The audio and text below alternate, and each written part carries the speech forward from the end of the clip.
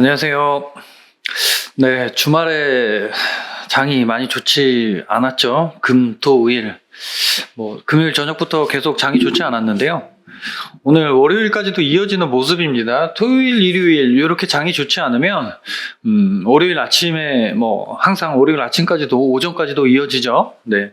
근데 오후가 되면서 조금 회복이 되지 않을까 이런 생각을 하고 있는데요.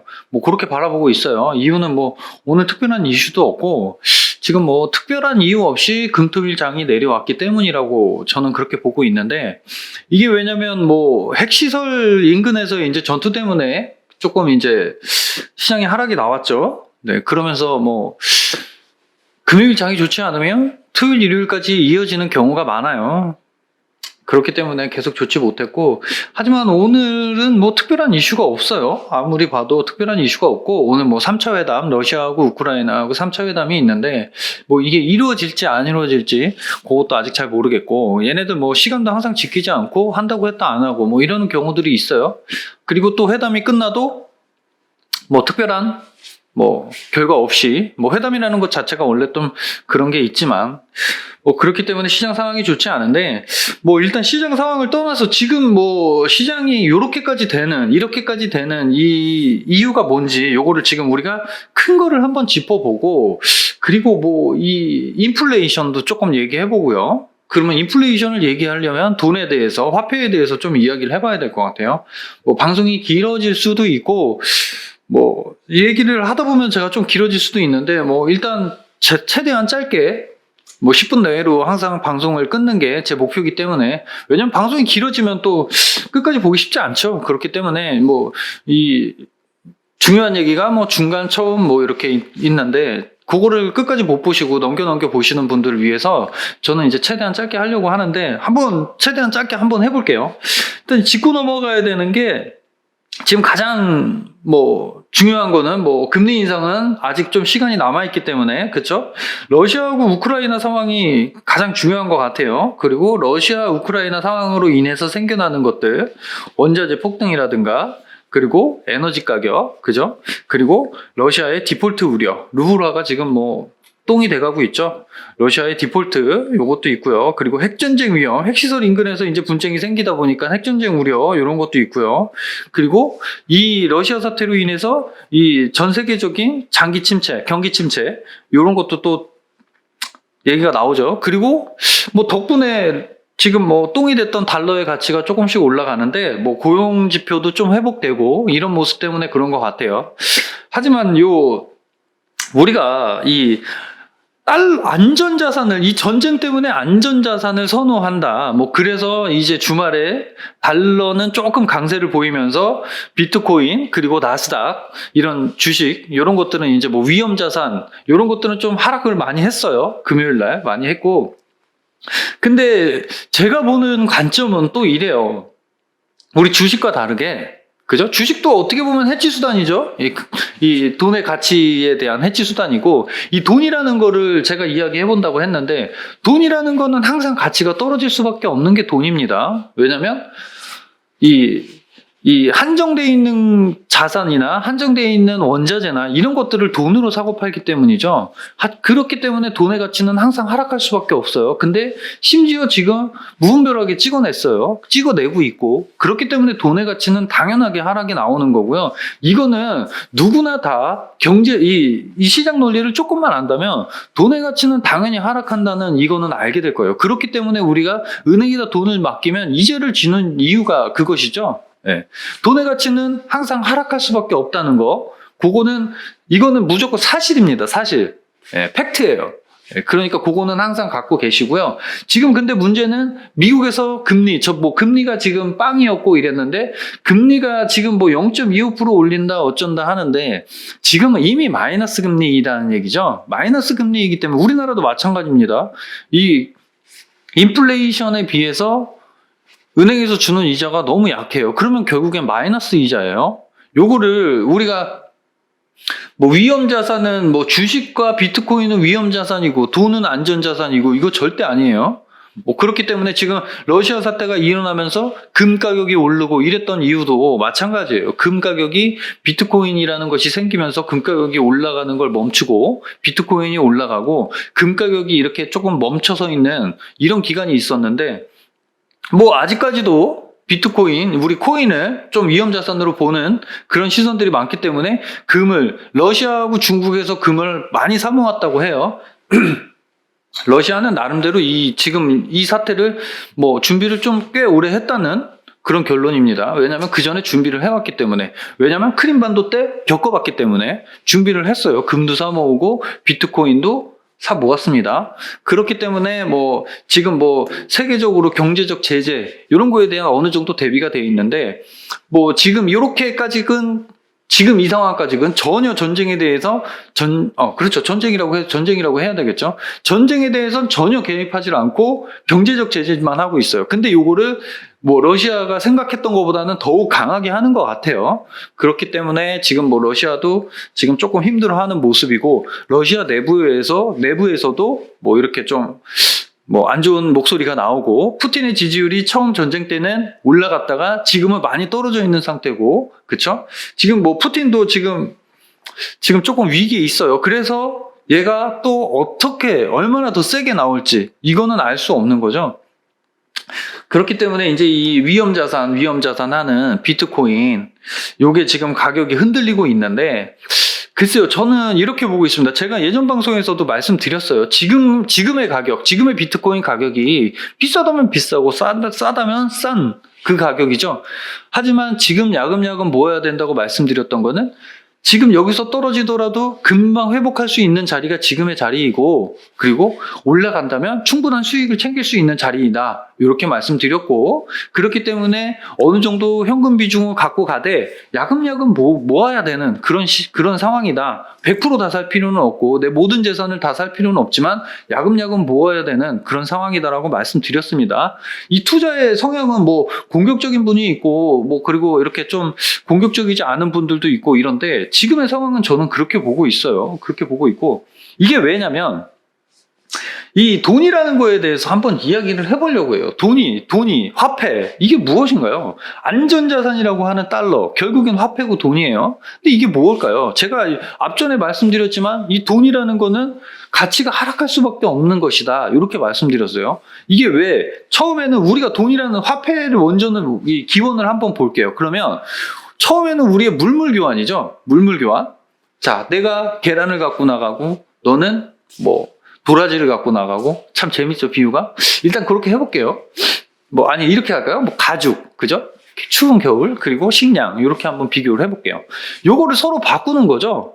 예. 내가 계란 몇 개 줄 테니까 너 호랑이 가죽 줘. 이렇게 물물 교환을 하는 겁니다. 그죠? 근데 자, 내가 계란 생산량이 너무 많아졌어요. 계란 생산량이 너무 많아졌는데 요거를 가죽을 계속 바꾸기는 힘들어요. 왜냐면 난 가죽이 더 이상 필요 없어. 계란 생산량은 계속 많아졌어. 그러면 어떻게 되느냐? 나는 부를 축적하고 싶지만 계란은 유통기한이 있죠. 그러면 뭐 다른 것들하고도 바꾸고 이거하고도 바꾸고 저거하고도 바꾸는데 그죠?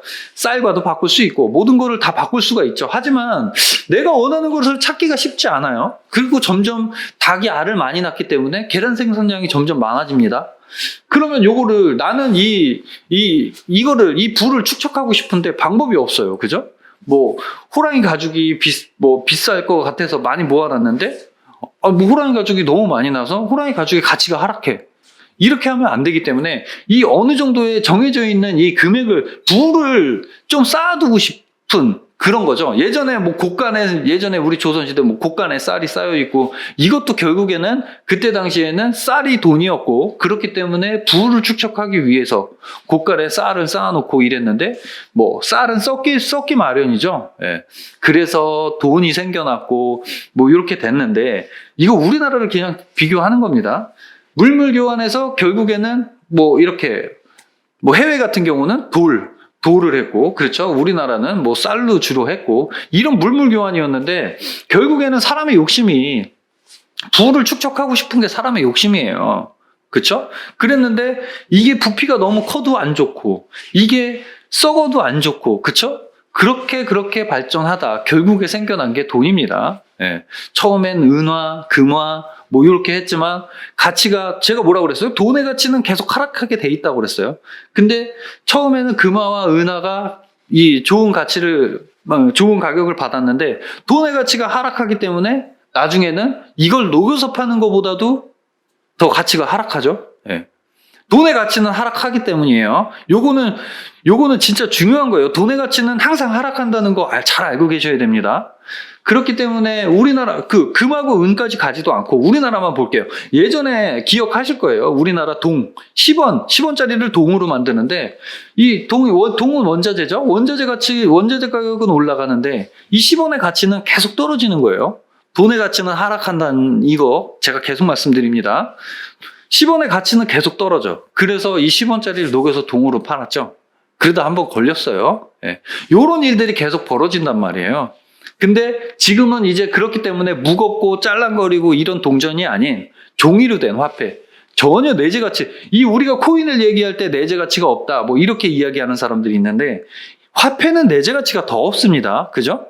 제가 빳빳해서 뭐 화장실에서도 쓸 수 없는 잉크 묻은 종이에 불과하다 이렇게 말씀드렸는데 요거 사실이에요. 자기네 마음대로 찍어놓고 하지만 지급 보증을 하는 거예요. 사회적 합의죠. 지급 보증. 내가 네가 1달러를 갖고 있다면 이 중앙은행에서 책임을 져줄게. 어디든지 바꿔준다고. 그러면 미국의 중앙은행이 믿음직스러우면 어디든지 가서 바꿀 수 있는 거죠. 우리나라 돈도 한국은행이라는 이게 찍혀 있습니다. 우리 돈의 가치를, 화폐의 가치를 하는 거는 보증을 서주는 누군가가 있는 거예요. 조폐공사에서 보증을 하기 때문에 우리가 이 원화, 1,000원짜리, 10,000원짜리 이거를 쓸 수 있는 거예요. 어디든지 받아주고, 어디든지 뭐 사용할 수 있는 거죠. 근데 이거는 가치가 하락한다는 거예요. 예. 내재 가치 없는 건 똑같아요. 근데 우리 비트코인, 그리고 뭐 주식, 그러니까 주식은 일단 때려치우고 코인에 대해서 얘기하는 거니까 코인은 내재 가치가 없다 뭐 이렇게 이야기하는데 볼게요. 돈은 계속 찍어내고 이 코인은 한정적입니다. 그죠? 원자재도 한정적이에요. 제가 돈의 가치가 하락할 수밖에 없다는 이유 중에 하나가 뭐냐? 원자재는 한정적인데 그죠? 이거를 사용을 하면은 자꾸 줄어들죠. 인구는 자꾸 늘어나고 이거를 사용할수록 줄어든단 말이에요. 근데 돈은 어떤가요? 더 이상 찍어내지 않는다고 칩시다. 그래도 가치는 하락하죠. 예. 원자재가 더 빨리 줄어드니까 돈에 비해서. 이미 찍어놓은 돈이 너무 많고, 그죠? 그리고도 계속 찍어내죠. 예. 그렇기 때문에 돈의 가치는 당연히 하락할 수밖에 없는 거예요. 근데 위험자산이라는 이 코인이 저희가 볼 때는, 그죠? 이 코인에 투자하시는 분들이 볼 때도 마찬가지예요. 지금 인플레이션이 장기로 가고 이렇게 된다면 이거 저 개인적인 생각이지만 저는 확신해요. 인플레이션의 해치 수단은 코인밖에 없다. 저는 이거를 확신하거든요. 지금은 위험자산이다. 뭐 이러면서 가치를 자꾸 하락시키려고 하고 근데 우리가 1년 전, 2년 전, 3년 전 그때의 코인과 지금의 코인을 한번 보자고요. 이 돈이라는 거는 보증을 서주는 수표와 같아요. 어디에서 이거는 어디든지 바꿀 수 있다라는 이거를 보증이 서주는 곳이 있기 때문에, 그죠? 대한민국에서 보증해주기 때문에 이 10,000원짜리, 1,000원짜리를 쓸 수 있는 것이죠. 하지만 얘네들이 마음대로 찍어내고 이 통화정책을 마음대로 한단 말이에요. 이 화폐 개혁이라는 이야기도 들어보셨을 거예요. 화폐를 싹 갈아엎는 거예요. 지금 북한 같은 경우도 마찬가지고 예전에 독일에서도 마찬가지였어요. 빵을 사는데 돈을 보따리로 들고 가야 된다.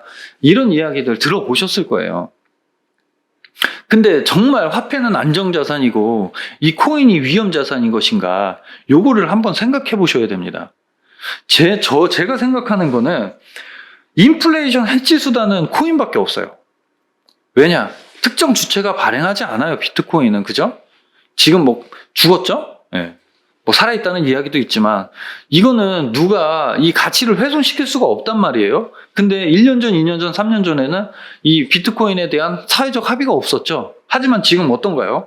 우크라이나 전쟁 상황인데 우크라이나의 기부를 코인으로 하고 있습니다. 그죠? 러시아에서 지금 이 루블화의 이 하락을 코인으로 해지를 치려고 해요. 그렇기 때문에 중간에 한번 큰 폭등이 있었어요, 코인이. 근데 하지만 지금 달러 가치가 다시 고용지표가 회복되면서 위험 자산이다 이렇게 하면서 이 코인 가격을 다시 떨구면서 화폐 가치를 올리려고 하는데, 요거는 그들에 의해서 이렇게 되는 거고 자연스럽게 이루어지는 현상은 아니에요.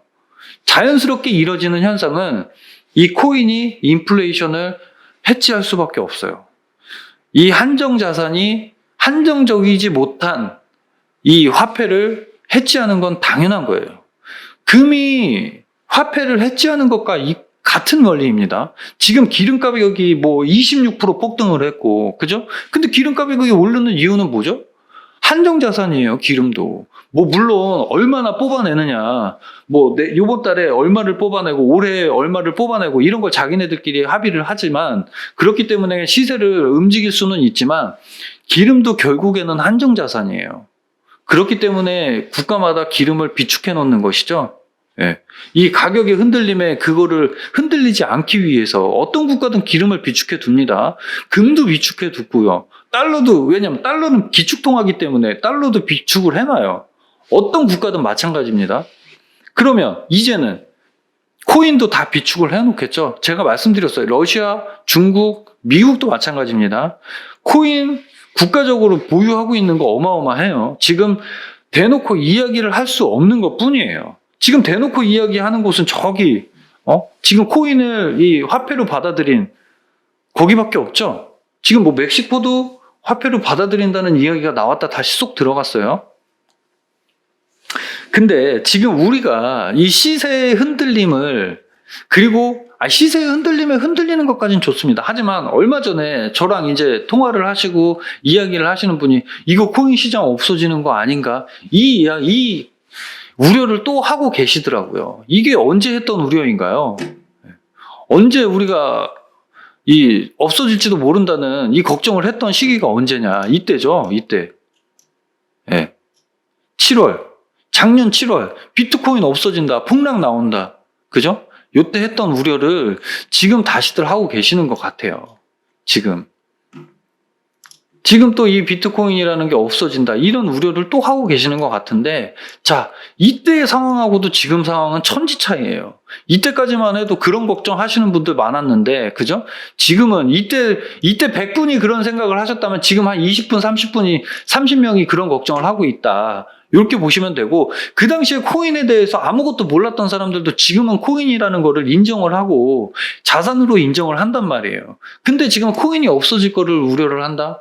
전쟁이 나서, 위험 자산이라서. 제가 말씀을 드리지만 전쟁이 나면 절대 그럴 일은 없어야 되겠지만 핵전쟁이 나고 세계대전이 일어난다? 그러면 우리가 지금 우리가 이 화폐로 인정해야 되는 것들이 어떤 것들이 있을까요? 금은, 그죠? 금은 동이 있고, 그 다음 코인 아니겠습니까?